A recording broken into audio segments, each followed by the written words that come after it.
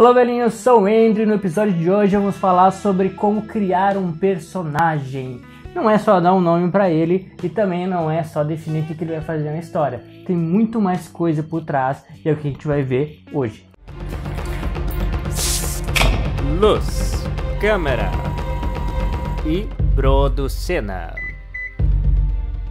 A criação do personagem não é importante só pra ele, mas é importante para todo o contexto da história, para os outros personagens, para saber como vão interagir com ele, para saber de repente o passado dele, enfim, vários detalhes que a gente vai falar mais pra frente. Eu quero citar uma lista com vários tópicos de perguntas que a gente tem que fazer sobre o nosso personagem, que a gente vai respondendo e com elas a gente vai criando o personagem, não só o nome dele, mas tudo que ele é, todo o histórico do personagem, tá certo? É o que a gente vai fazer agora. Primeira coisa, obviamente, é o nome e sobrenome de preferência, né? Não que a gente vá usar, pode ser que sim, pode ser que não, mas pode ser que o sobrenome seja muito importante. Pode ser que, por exemplo, seja um policial, então chamar ele de Agente Stevens e não de Robert Stevens. É um detalhe a se considerar na construção da história, de como contar a história. Idade. Por mais que até já tenhamos às vezes uma pessoa para interpretar um determinado personagem, saber a idade, definir a idade no papel é importante para mostrar para o nosso público em qual parte da vida ele está. Por exemplo, se ele é um adolescente, a gente pensa, ele está na escola, mas qual tipo de escola? Isso é relevante para a história ou não? Se for o caso de abrir uma margem, a escola não é um ponto da história, pode ser que em algum episódio, em algum momento, possa se mostrar a escola, porque a gente sabe, é uma idade, um momento da vida onde ele está passando pela escola e alguma coisa que aconteça pode ser na escola, porque esse é o momento. Se ele for adulto, já abre margem para muitas outras oportunidades, né, como trabalho, como desafios, viagens, enfim. Saber a idade nos ajuda em muitos outros tópicos. Onde mora e com quem mora.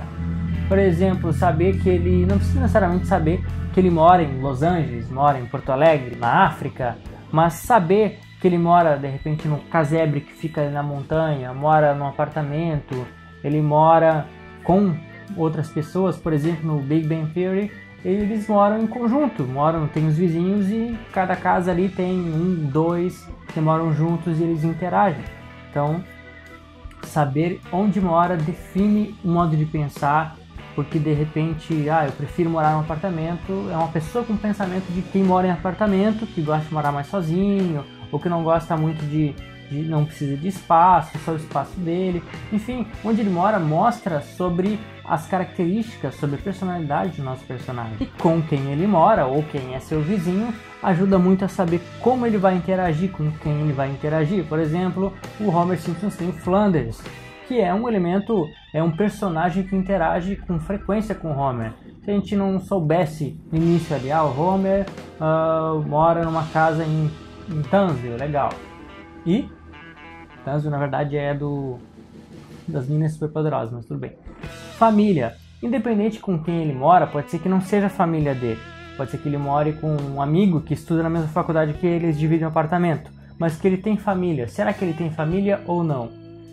Digamos que tem a família, mas ele não se comunica. Ok, mas sabemos que ele tem família. Em algum momento, por exemplo, voltando ao Big Bang Theory, tem lá o Sheldon, que ele mora lá a fim de estudar, lá no apartamento, com todo mundo, mas ele tem mãe, em um determinado episódio aparece a mãe dele para incomodar.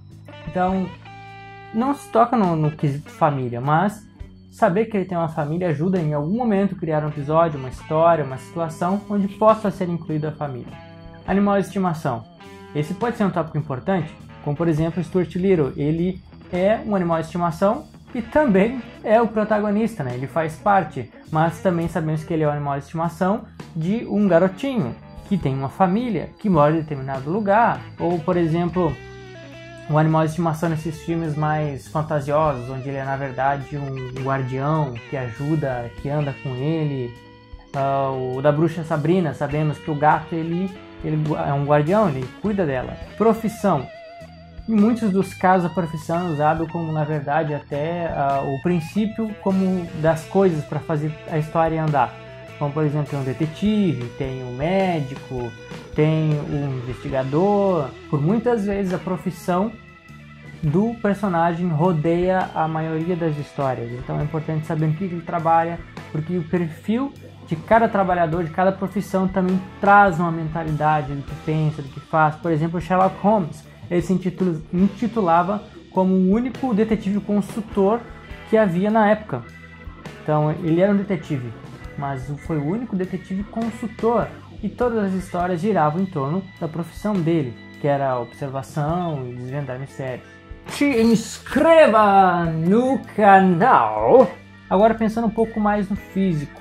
Por exemplo, se a gente não tem ideia ainda de uma pessoa para fazer, só do que o personagem vai fazer, mas não temos uma visualização física dele, é hora de pensar nisso. A cor de pele, vai ser negro, vai ser branco, vai ser índio, vai ser pardo, vai ser azul, um ET.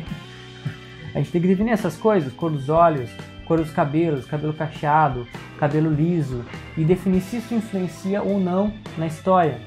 Pode ser que em algum momento influencie, ou pode ser que não. O porte físico, se ele é magro, se ele é forte, se ele é gordo, se ele é alto, se ele é baixo, ou mesmo que não influencie na história, com certeza isso define o pensamento do nosso personagem. Por exemplo, ele é magro porque ele é fit. Pode ser que sim, pode ser que não. É magro, pode ser que ele seja simplesmente magro, é genética. Mas pode haver casos em que isso influencie. Estado civil, será que ele é solteiro? Será que ele é casado? Isso entra também com quem ele mora, ou com quem ele se separou, ou dos filhos.